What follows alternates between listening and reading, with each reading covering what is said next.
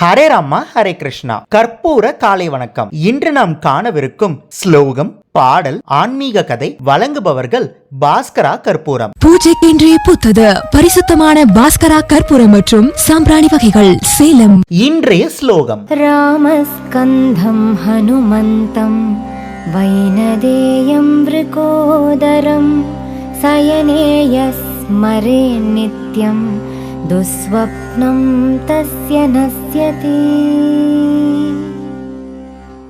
இன்றைய பாடல்: நாளை வரும் என்று நம்பலாமா குகன், தாளை பணிந்தருள் பெற வேண்டாமா.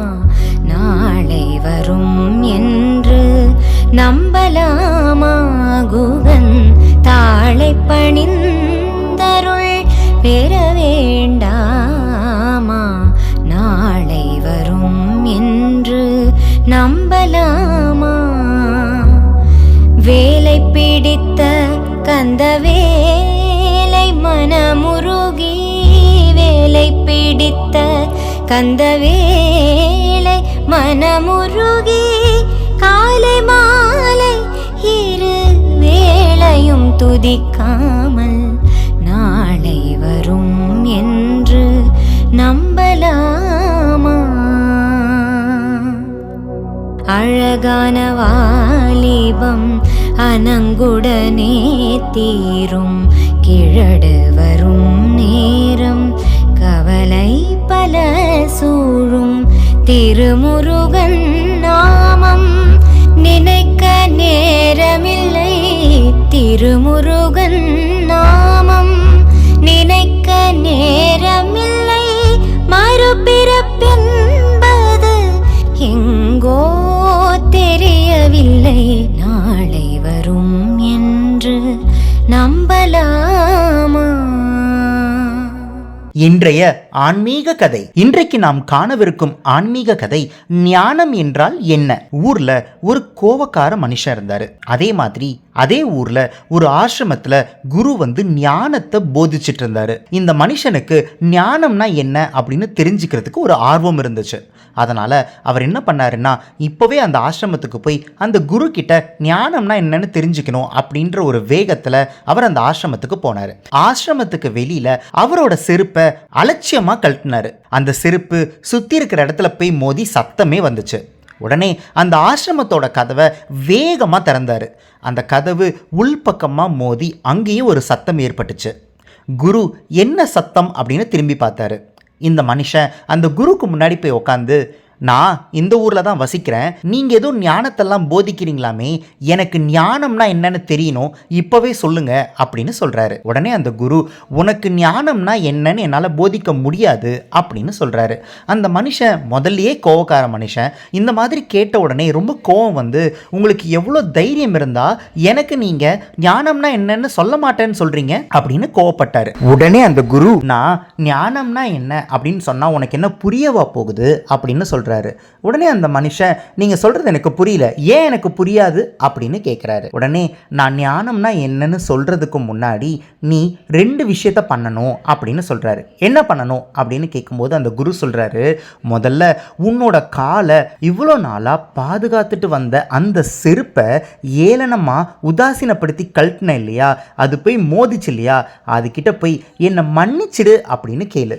அதுக்கப்புறமா இந்த ஆசிரமத்தை இவ்வளோ நாளாக காப்பாற்றிட்டு இருக்கிற ஒரு அரணா இருந்த அந்த கதவை உதாசீனப்படுத்தி அதை வேகமாக திறந்து அது போய் மோதுற அளவுக்கு செஞ்ச இல்லையா, அந்த கதவு கிட்ட போயிட்டு என்னை மன்னிச்சிடு அப்படின்னு கேட்டுட்டு வா, உனக்கு நான் ஞானம்னா என்னன்னு போதிக்கிறேன் அப்படின்னு சொல்கிறாரு. உடனே அந்த மனுஷன் சிரிச்சுக்கிட்டே, என்ன குருவே, கொஞ்சம் கூட அறிவில்லாமல் பேசுகிறீங்க, அந்த செருப்புக்கும் இந்த கதவுக்கும் நான் போய் மன்னிப்பு கேட்டா அதுக்கு புரியுமா அப்படின்னு கேட்டாரு.